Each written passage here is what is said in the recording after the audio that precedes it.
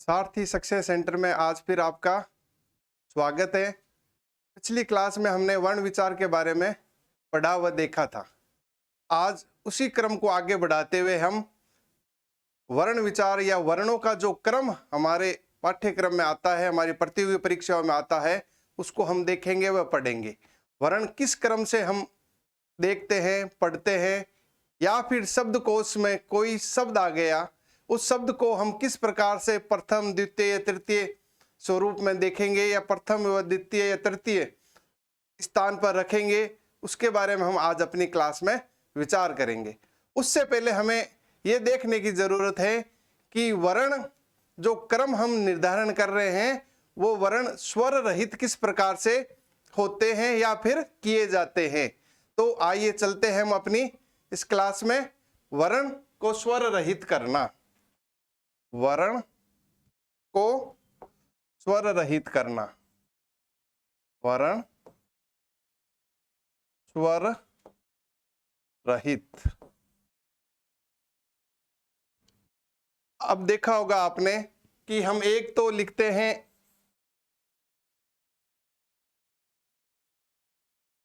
एक का और एक ये हमने चिन्ह लिखा है। इसके नीचे जो चिन्ह दिया हुआ है इसे आप क्या कहते हो? इस चिन्ह को क्या कहा जाता है? इस चिन्ह को कहते हैं हल चिन्ह। अर्थात हल चिन्ह लगने के बाद हमें यह पता चलता है कि इस वर्ण में स्वर नहीं है और इस वर्ण में अस्वर मिला हुआ है। अर्थात ये स्वर सहित है और ये स्वर रहित है। मैंने आपको अपने वर्ण विचार के पिछली कक्षा में भी बताया था कि वर्ण स्वतंत्र रूप से उच्चारित नहीं होते हैं और किसी की सहायता अर्थात स्वरों की सहायता से उच्चारित किए जाते हैं। अब हम बात करते हैं स्वर रहित करना। सबसे पहली एक चीज आती है कि हम कोई वर्ण लिखते हैं तो वर्ण लिखने के लिए हमारे बीच में एक रेखा यह, एक रेखा यह होती है। इस रेखा को क्या कहते हैं और इस रेखा को क्या कहते हैं?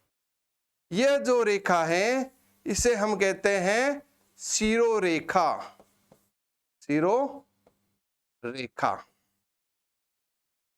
और यह है खड़ी पाई, खड़ी पाई। अधिकांश हिंदी में जो वर्ण है वो खड़ी पाई का प्रयोग करते हुए ही लिखे जाते हैं। जैसे ये खड़ी पाई है, आपने ग लिखा, खड़ी पाई है, आपने घ लिखा, खड़ी पाई है, आपने ख लिखा। इस प्रकार से हम खड़ी पाई का प्रयोग करते हुए वर्णों को लिखते हैं, लिपिबद्ध करते हैं। तो अब इनको स्वर रहित करने के लिए एक छोटा सा नियम है जो आपने देखा व पढ़ा होगा कि वह वर्ण जो खड़ी पाई से आगे से शुरू होकर आगे ही खत्म हो जाते हैं, अर्थात खड़ी पाई से पहले शुरू होते हैं और खड़ी पाई तक आकर के समाप्त हो जाते हैं। अब कई बार प्रश्न आ जाता है कि ऐसे वर्ण कितने होते हैं जो खड़ी पाई से पहले शुरू होते हैं और पहले ही खत्म हो जाते हैं? तो इनकी संख्या होती है हमारे हिंदी वर्णमाला में 22 वर्ण होते हैं। आपको एक मैं यह टास्क दे रहा हूं कि इस क्लास के बाद आप ये 22 जो वर्ण होते हैं, अपनी वर्णमाला को मैंने आपको भली भांति अपनी पिछली क्लास में बताया था कि अब जो वर्ण खड़ी पाई से पहले शुरू होकर पहले खत्म होते हैं, जो कि मैंने आपको बताया 22 होते हैं, ये आपको गिनना है। क्या वास्तव में 22 होते हैं? ये आप इस क्लास के बाद वर्णमाला लिख करके आप उनको गिनोगे।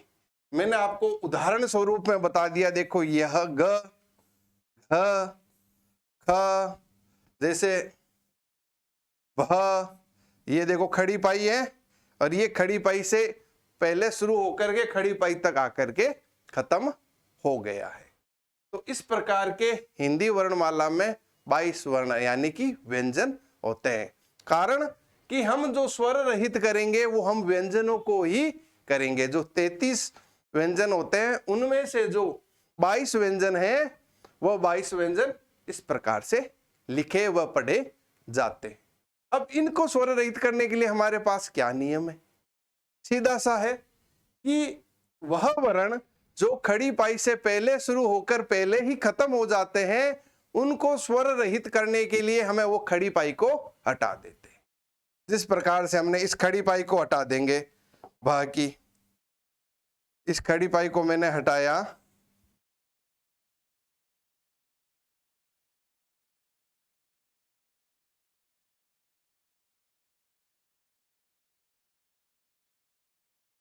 ये खड़ी पाई को हटाते ये क्या हो गया? स्वर रहित हो गया। इसको मैंने अगर हटाता हूं मैं, तो यह स्वर रहित हो गया। तो इन 22 वर्णों को स्वर रहित करने के लिए हमें क्या करना होगा? उस खड़ी पाई को हटा देंगे तो वह स्वर रहित हो जाएगा, पहला नियम। दूसरा आता है, वह वर्ण जो खड़ी पाई के पहले तो शुरू होते हैं लेकिन समाप्त खड़ी पाई के बाद होते हैं। जैसे क, ये देखो यहां खड़ी पाई ये बीच में है, आगे से शुरू हुआ और खड़ी पाई के बाद समाप्त हुआ। तो ये कितने वर्ण होते हैं ये भी आपको गिनना है। मैं संख्या आपको बता देता हूं।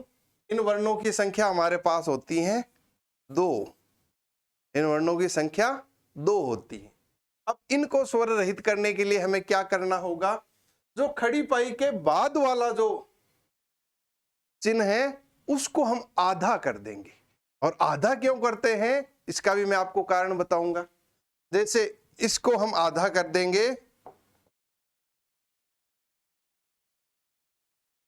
आधा करने के बाद जैसे ये आ जाता है इस प्रकार से, यह स्वर रहित है। हमने इसको खड़ी पाई के बाद वाले चिन्ह को आधा क्यों किया? अगर हम इसको पूरा कर देते, देखो अगर हम पूरा कर देते हमारे पास यह बचता, तो यह क्या हो जाता? यह वर्ण वह बन जाता।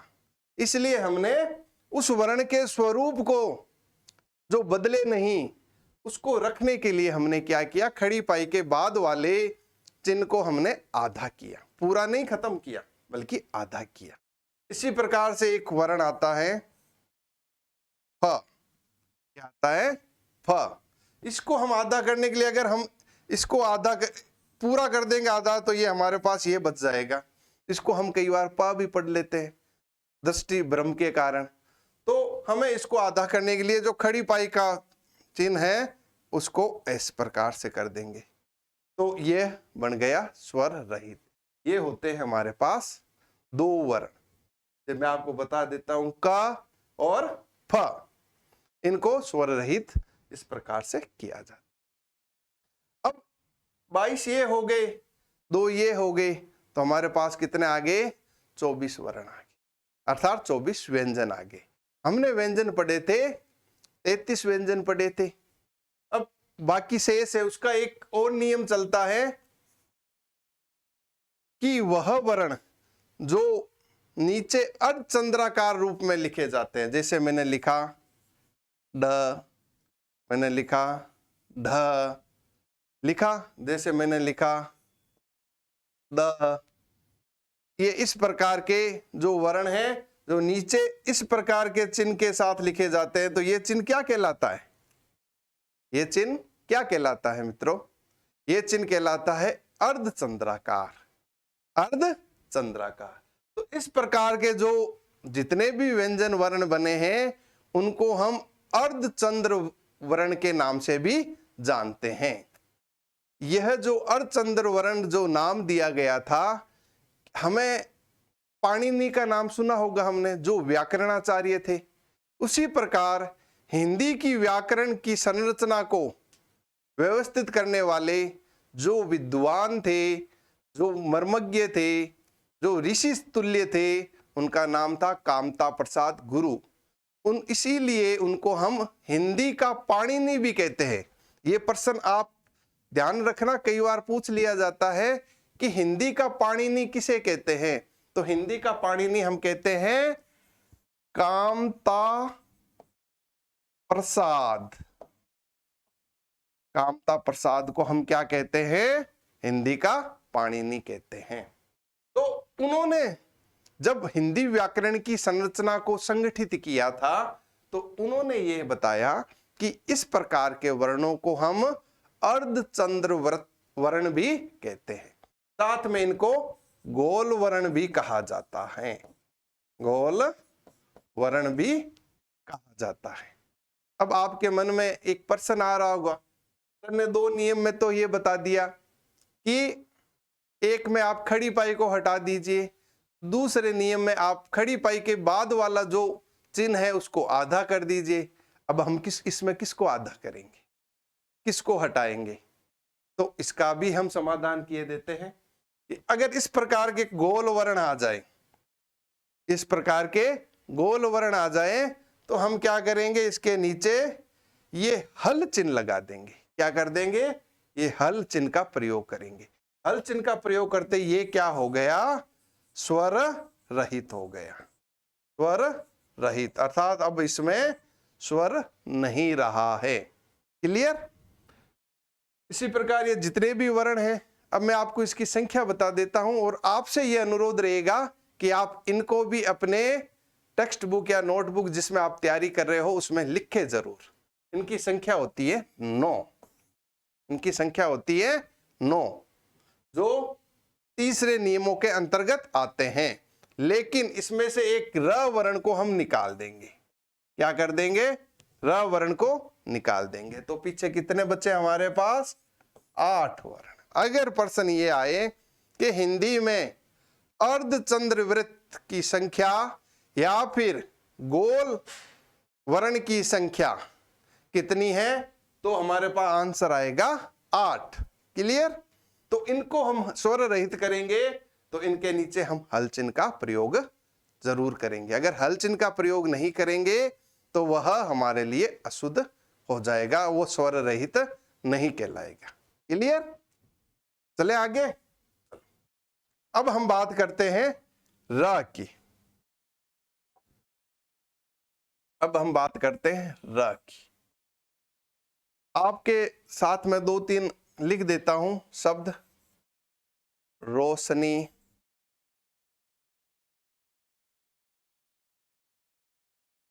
क्रम, करम, ये शब्द आपके सामने आए। रोशनी, कर्म, क्रम, ट्रक, इन 4 शब्दों का हम विश्लेषण करेंगे। उससे पहले हम र के बारे में देखते हैं। इस र को हम बोलते हैं रेफ वर्ण। क्या बोलते हैं? रेफ वर्ण। अगर प्रश्न ये आए हिंदी में रेफ वर्णों की संख्या कितनी है, तो 1 है। अब हम इसको स्वर रहित करते हैं। कई बार आपने देखा होगा, इसको हम स्वर रहित इस प्रकार से भी लिखते हैं स्वर रहित करके। साथ में हम र का प्रयोग इन 4 रूपों में भी करते हैं, इन 4 रूपों में करते हैं।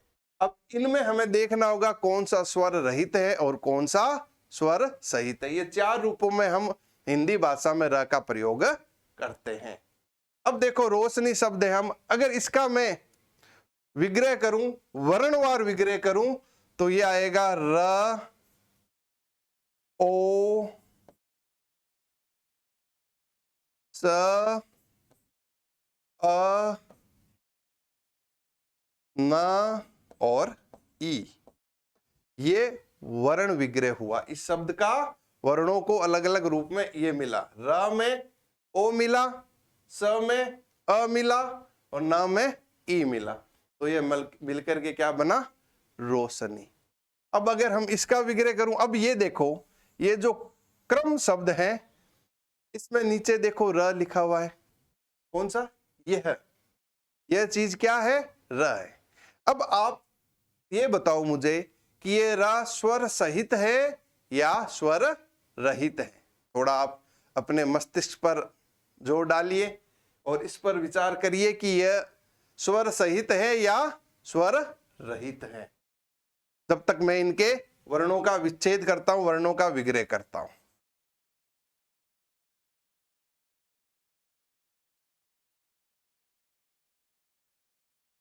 आपने देखा होगा कि मैंने इसका विच्छेद कर दिया है।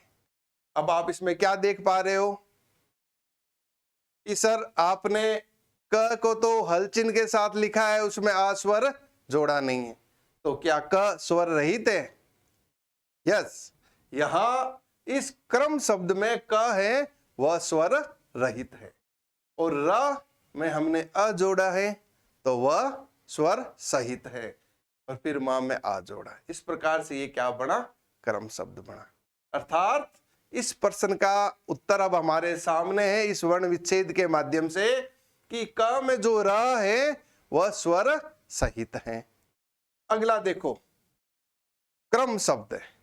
क्रम शब्द में र क्या स्वर सहित है या फिर स्वर रहित है? इसको देखिए आप।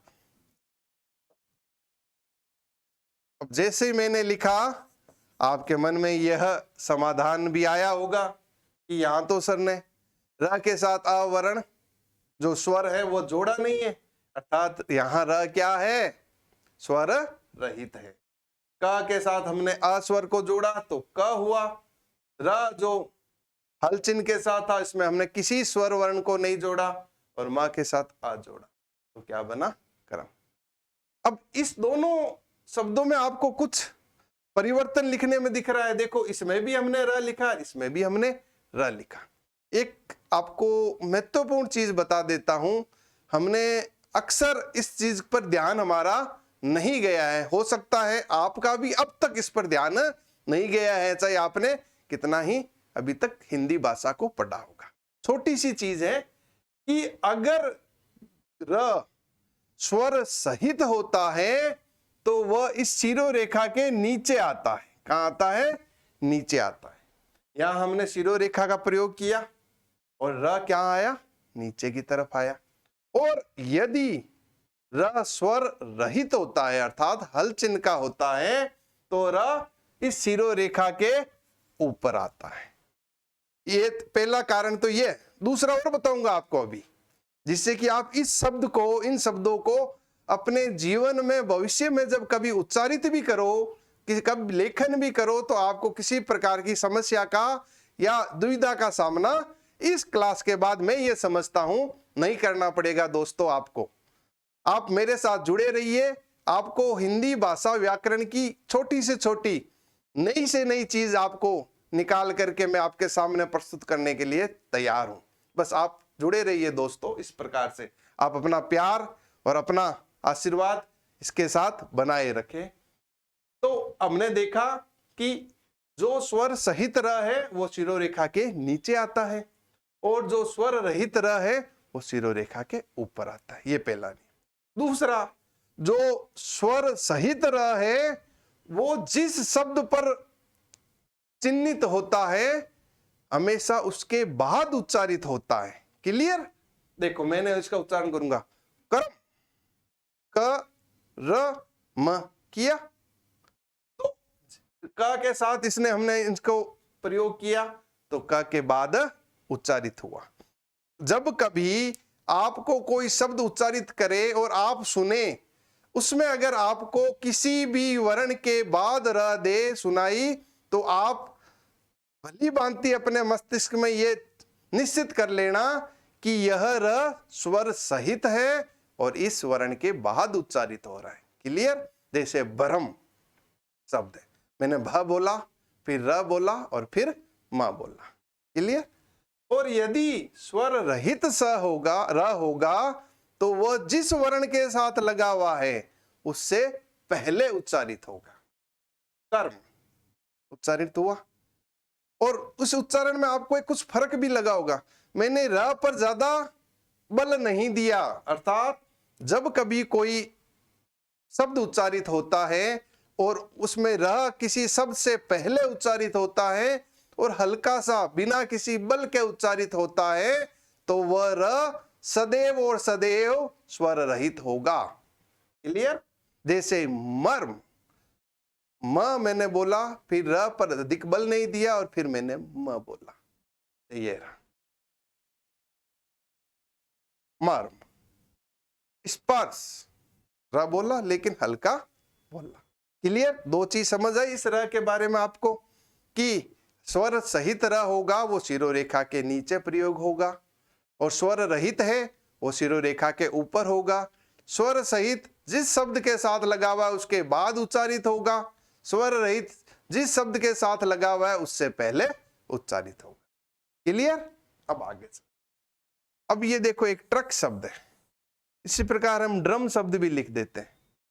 अब आपके मन में ये प्रश्न संभवतः आ रहा होगा, मेरा ऐसा मानना है, ये सर इसमें र आपने ऐसे कैसे लिख दिया? आपने तो र यहां तो इस प्रकार से लिखा है, यहां र ऐसे कैसे लिख दिया? अब पहले हम इसका वर्ण का क्या कर लेते हैं, विग्रह कर लेते हैं। त, र, अ, क और आ। ये तो आपको पता चल गया कि ये शिरोरेखा है। इन दो शब्दों को पढ़ करके विग्रह करके कि भी इस ट में र तो क्या है, स्वर सहित है, क्योंकि शिरोरेखा से नीचे आया। लेकिन अब इसका स्वरूप ये कैसा है? क्या ये पूरा का पूरा र है? ये सोचने का प्रश्न है। आप में से कितने लोग हैं वो ये मान रहे हैं कि ये पूरा का पूरा र है? अच्छा, और आप में से कितने लोग ये मान रहे हैं कि यह पूरा जो चिन्ह दिया हुआ ये र नहीं है? और आप में से कितने मान रहे हैं इसमें आधा र है और आधा किसी और इस चीज का प्रयोग किया गया है? चलते हमने देखा यहां ट क्या है, स्वर रहित है, र स्वर सहित है और का स्वर सहित है। अब मैं इस ट को लिख देता हूं। मैंने क्या बताया आपको? स्वर रहित करने का जो नियम बताया, अर्धचंद्र वर्ण या जिनको हम गोल वर्ण कहते हैं उनमें से रेफ वर्ण अर्थात र को निकाल देंगे तो 8 बचते हैं। उसमें हमारे पास ट भी तो बचता था। उसके लिए मैंने आपको एक बताया था नियम कि उसके नीचे हल चिन्ह लगा देते हैं। तो ये हल चिन्ह मैंने यहां देखो ट लिखा, ट में मैंने क्या किया, हल चिन्ह लगा दिया। और मैंने आपको पहले बताया था दो र का स्वरूप ये है। तो मैं तो इस स्वर रहित ट में अब र जोड़ूंगा। ये तो मैंने ट लिखा है स्वर रहित, अब मैं इसमें क्या जोड़ूंगा, र जोड़ूंगा। र जोड़ दिया और फिर मैंने इसमें क लिख दिया। तो र कौन सा हुआ? र केवल ये जो चिन्ह है वह र हुआ। ये जो चिन्ह है वो क्या है? ये चिन्ह है जो स्वर रहित करने के लिए जो हमने हल चिन्ह का प्रयोग किया था, ये हल चिन्ह, वो हल चिन्ह है। इसलिए अब आपका ये द्वंद, ये समस्या, ये समाधान इसका हो चुका होगा। ये पूरा का पूरा चिन्ह है वो र का चिन्ह नहीं है। इसमें से जो दाएं वाला चिन्ह है वो हल चिन्ह है और जो बाएं चिन्ह लगाया गया है वह ये चिन्ह है जो र का चिन्ह है। आगे चलते हम। क्लियर हुआ आपको? ये र वर्ण के बारे में 4 प्रकार से लिखते हैं, ये क्लियर हुआ। एक हमने देखा रोशनी शब्द, इसमें र पूरा का पूरा ही लिखा हुआ है। चले आगे। यहां तक आपने स्वरों को, वर्णों को, व्यंजनों को जो हमने पढ़ा है उनमें से व्यंजनों को स्वर रहित करना आपने मेरे विचार से भली भांति समझ लिया होगा। अब बात आती है कि मैं आपके सामने कुछ शब्द लिख देता हूं। कर्मठ,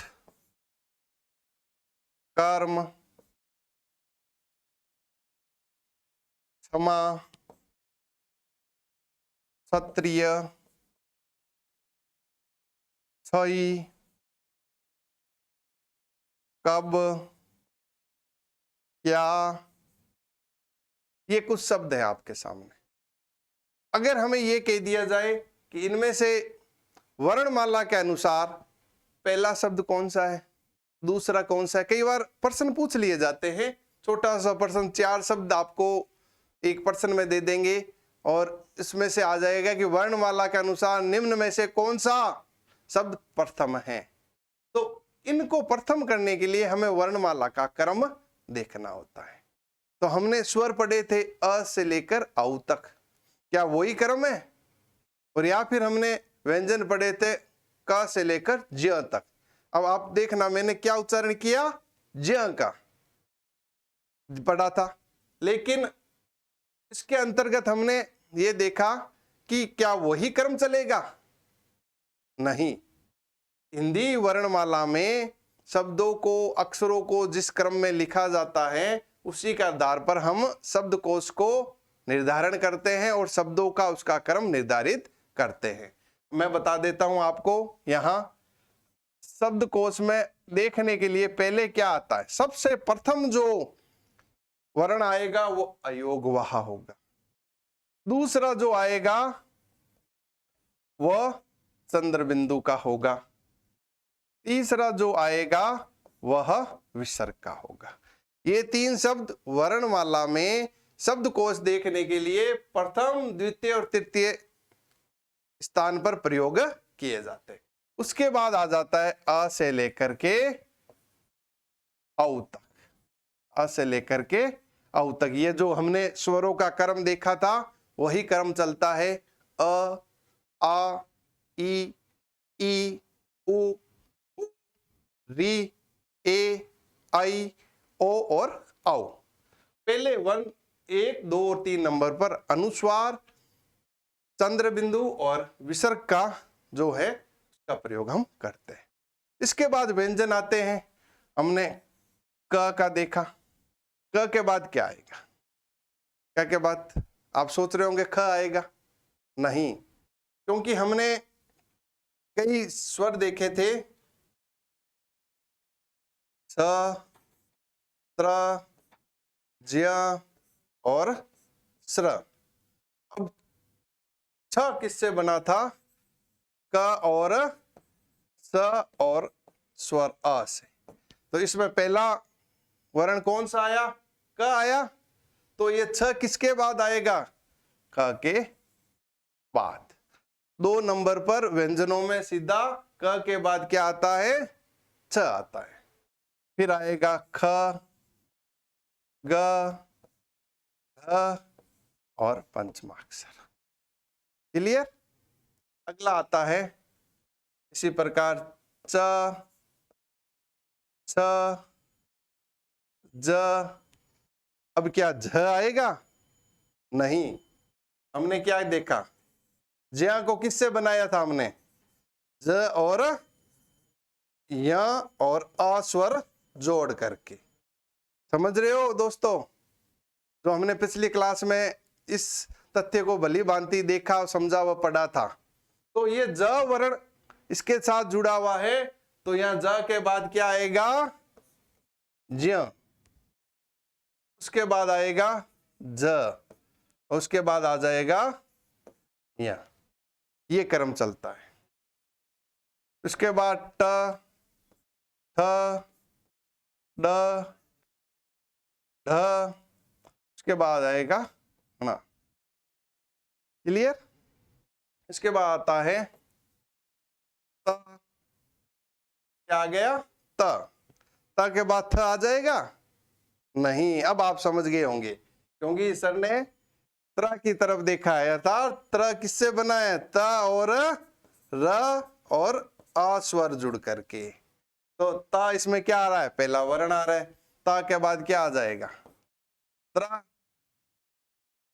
उसके बाद थ, द, ध और न। ये क्रम चलता है। इसके बाद क्या आता है?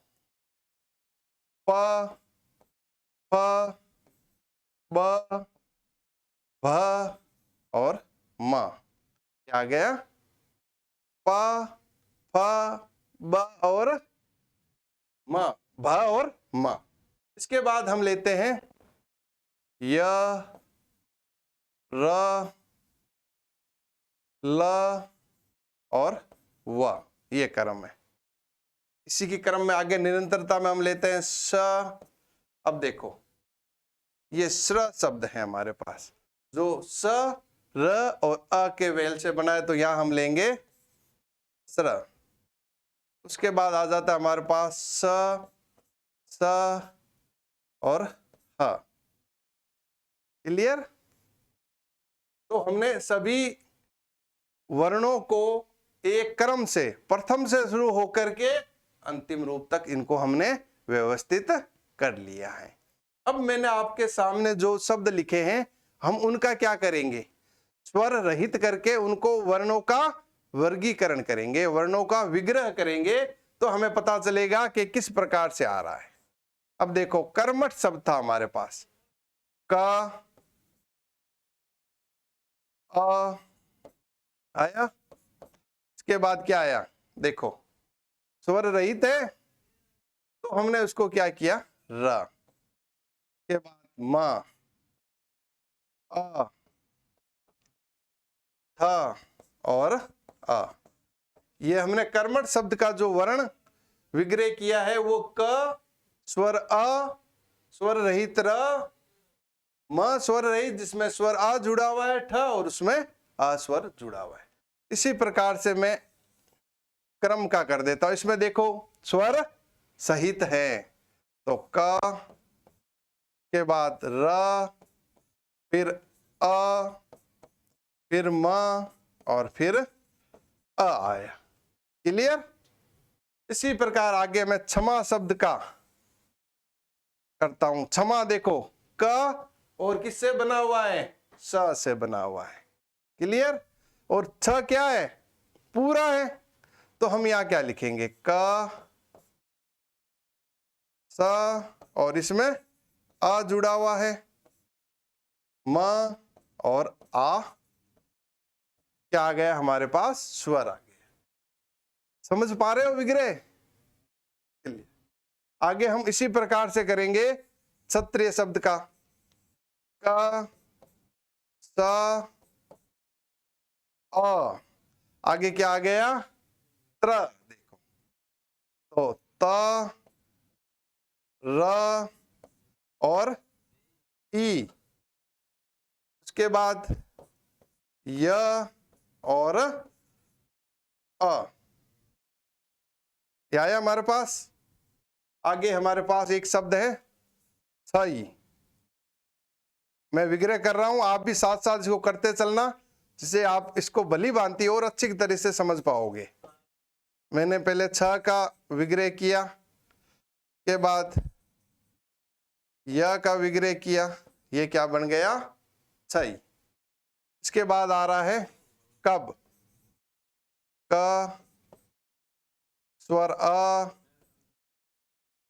ब और अ, विग्रह किया कब का। उसी प्रकार क्या, क्या का क, हमने देखो नियम 2 में पढ़ा था, जो वर्ण शिरोरेखा के आगे से शुरू उसके बाद खत्म होते हैं उनके शिरोरेखा के बाद वाले चिन्ह को आधा किया जाता है। तो ये का क्या था, स्वर रहित, स्वर रहित लिख दिया, फिर हमने यह लिख दिया और फिर हमने आ लिख दिया। ये सारा का सारा विग्रह आपके सामने।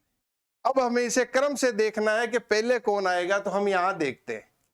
कर्मठ में क है, कर्म में भी क है, सिवाय इन सभी शब्दों में पहले क्या है, क है। तो अर्थात प्रथम वर्ण के अनुसार तो ये सब क्या है, समान है। दूसरा देखते हैं, इसमें अ है, र है, स अ और य है।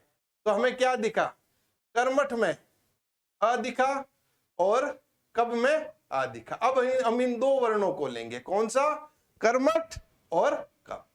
अब इसके बाद हम देखते हैं इसका तीसरा वर्ण। यहां कर्मठ में र है और इसमें ब है। अब बताओ र पहले आता है या ब पहले आता है।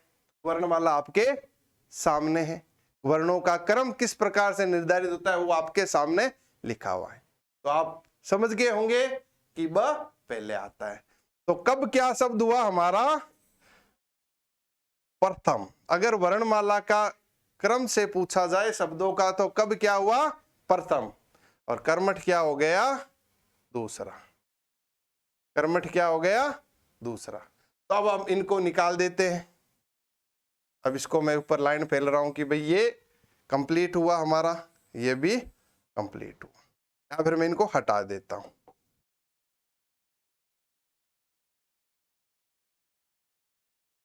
इनको हटा दिया मैंने,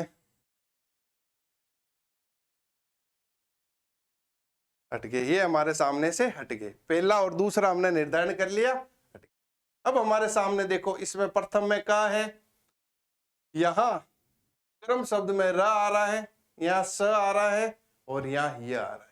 अब देखो इसमें प्रथम कौन सा है, कौन सा प्रथम आएगा हमारे पास, क्या र आएगा या य आएगा या फिर स आएगा। स देखो यहाँ है, य यहाँ पे है और र यहाँ है। तो आपने देख लिया होगा यह क्या आ रहा है, इसमें प्रथम आ रहा है। तो 3 नंबर पर हमारा क्या हो गया, क्या। हम अब इसको भी हटा देते हैं, इसको हमने 3 नंबर का निर्धारण कर लिया। अब फिर देखो इसमें र आ रहा है स से पहले, तो 4 नंबर पर क्या आ जाएगा, कर्म शब्द आ जाएगा। अब हम इसको भी हटा देते हैं। अब बचे हमारे पास 3, क्षमा, क्षत्रिय और क्षयी। अब इसमें प्रथम वर्ण क्या आ रहा है, क, फिर स, फिर देखो तीसरा वर्ण अ आ रहा है। हम अब इसके आगे की तरफ बढ़ेंगे, यहाँ म आ रहा है, यहाँ त आ रहा है और यहाँ ये आ रहा है। अब वर्णमाला में देखो कहाँ पहले आ रहा है, त पहले आ रहा है, क्या आ रहा है, त। तो इसका क्रम हम क्या देंगे, क्षत्रिय का 5 नंबर, क्या दे देंगे, ये वर्णमाला या शब्दकोश के अनुसार कौन सा है, 5 नंबर का है। अब इसको हटा देते हैं, इसको हमने हटाया, फिर हमारे पास 2 बच गए। म पहले आएगा शब्दकोश के अनुसार या यह आएगा, आपके सामने वर्णमाला का क्रम दिया हुआ है, आप देख पा रहे होंगे कि म पहले आता है। तो क्या हुआ, क्षमा शब्द किस पर आया, 6 नंबर पर, क्षमा शब्द 6 नंबर पर आया है। और शेष जो बचा वो किस पर आ गया, क्षयी 7 नंबर पर। इस प्रकार से आप किसी भी शब्द का जब शब्दकोश के अनुसार निर्धारण करना हो तो सबसे पहले आपको क्या करना पड़ेगा, वर्णों का विग्रह करना पड़ेगा। वर्णों का विग्रह के बाद जो यह क्रम दिया हुआ है इसको आप लिख सकते हो सकता है आपको बाद में पीडीएफ के माध्यम से ये उपलब्ध करवा दिया जाएगा। आप इसको देखना, इसको भली भांति समझना और फिर वर्ण का विग्रह करते हुए शब्दकोश से प्रथम, द्वितीय, तृतीय, चतुर्थ जो शब्द आते हैं उसका निर्धारण करना। और ऐसा ही प्रश्न हमारी प्रतियोगी परीक्षाओं में पूछा जाता है। एकदम हमने साफ सुथरे तरीके से वर्णों का विग्रह करके शब्दकोश का निर्धारण किया है, जिससे कि गलती होने की संभावना ना के बराबर रहती है। समझ पाए?